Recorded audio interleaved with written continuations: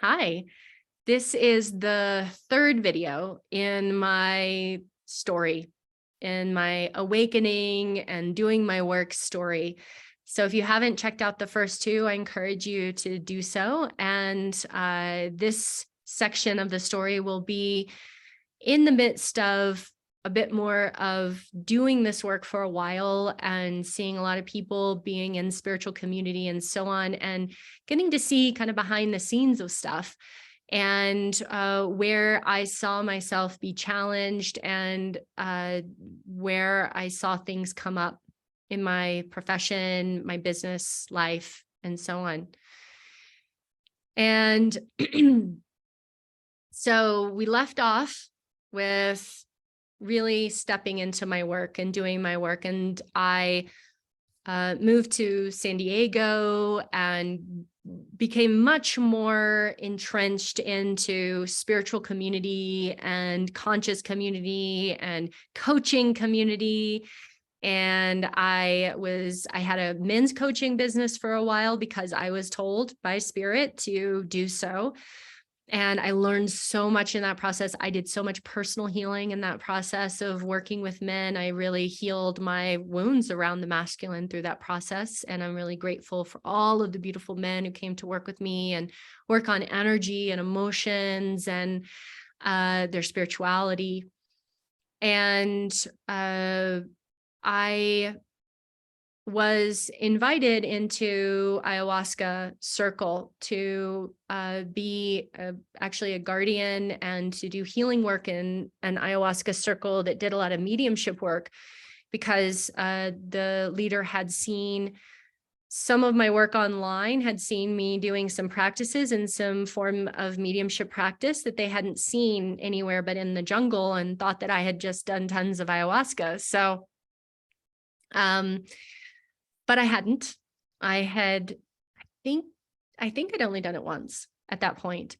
But I am always a yes when usually, not always at this point. I've sort of backed out my yes a little bit as I've aged, but I still am. When somebody invites me to something, when I'm encouraged to do something, or somebody suggests a book or suggests a teacher, I will at least always look into it and really pay attention.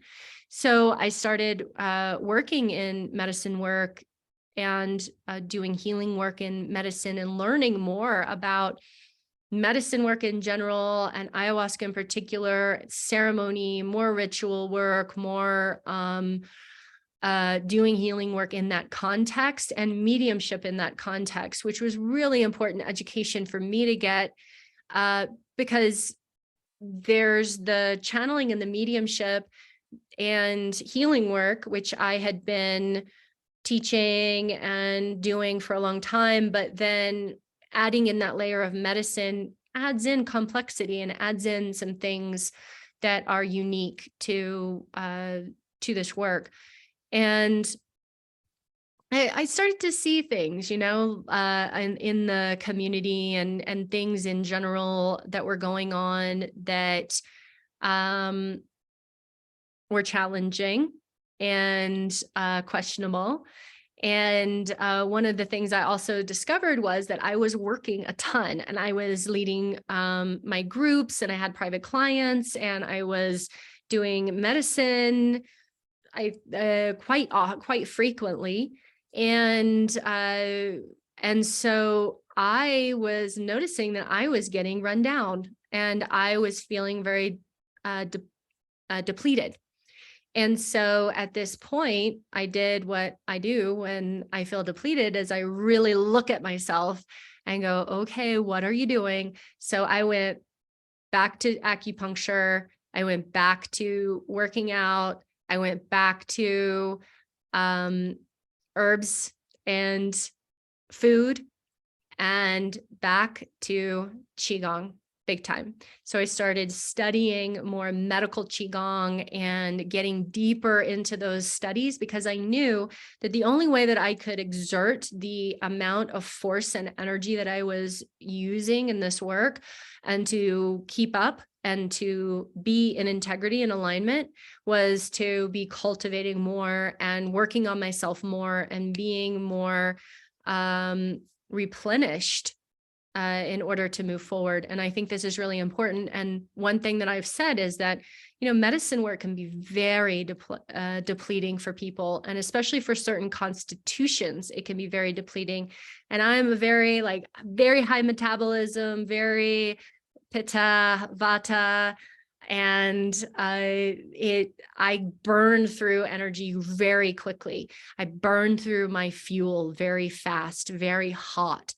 So I had to very much tamp myself down and come back to my roots and back to my practices in an even deeper way. So grateful for that lesson and for having to do that and for committing even deeper.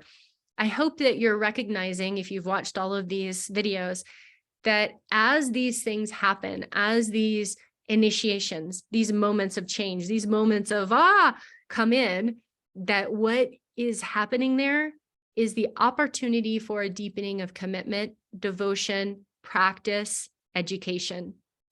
And so when I'm struggling, which happens frequently, I always look at commitment, devotion, deepening, education. What am I cultivating right now?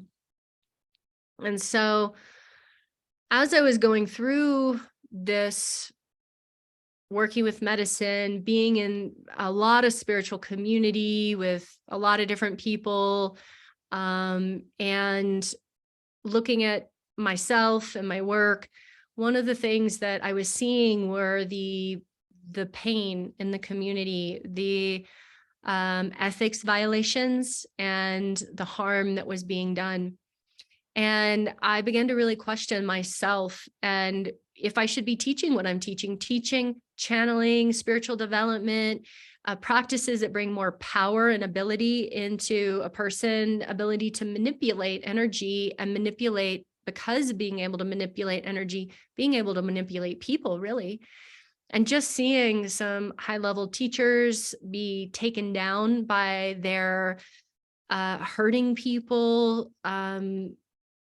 just doing horrible things to people, I questioned my contribution to this work at all. And I took a long sabbatical. I wrote a lot. I sat and meditated, and I read a lot and just walked through nature a lot.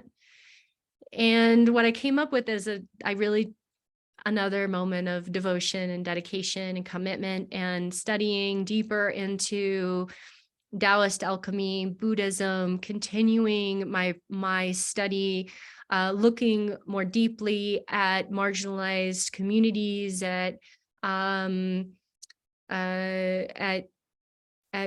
working with different communities and things that I hadn't learned yet, or I didn't know yet. I hadn't explored within myself.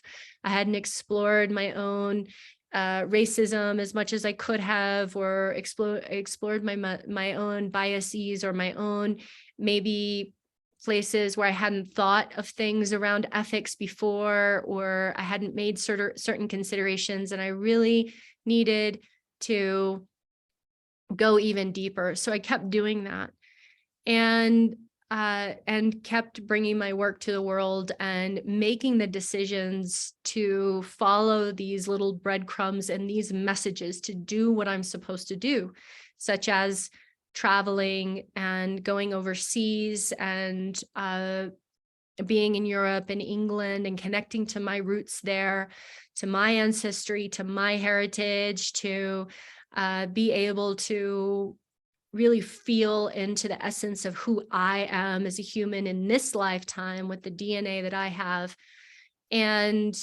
to continue my work in an ever evolving, more ethical, more aligned way, focusing on doing good works and helping people. and calling out bullshit and disengaging from communities of harm, disengaging from communities of um, just self-important, privileged nonsense that I don't need to be a part of, making deeper connections with people that are very committed to transformation and change, trauma healing, working with marginalized communities, giving back, eco projects. How are we all creating all of this together?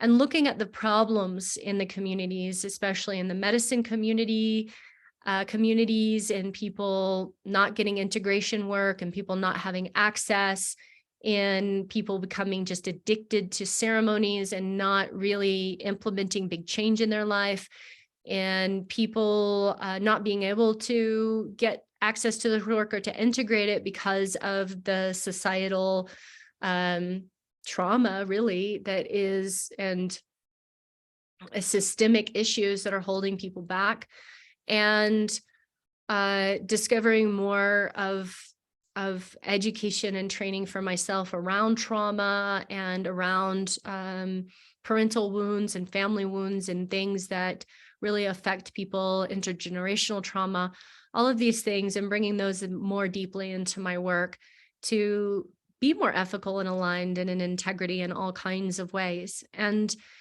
creating new programs and new opportunities to work differently, to value individual personal sovereignty and individual prayerful hearts coming forward to all work in collaboration together, to discover new ways of leadership where we're all coming into leadership together to arise into a new way of being on this planet, and to contribute to the evolution of humanity and the evolution of consciousness, and to take my place as I was told that I would.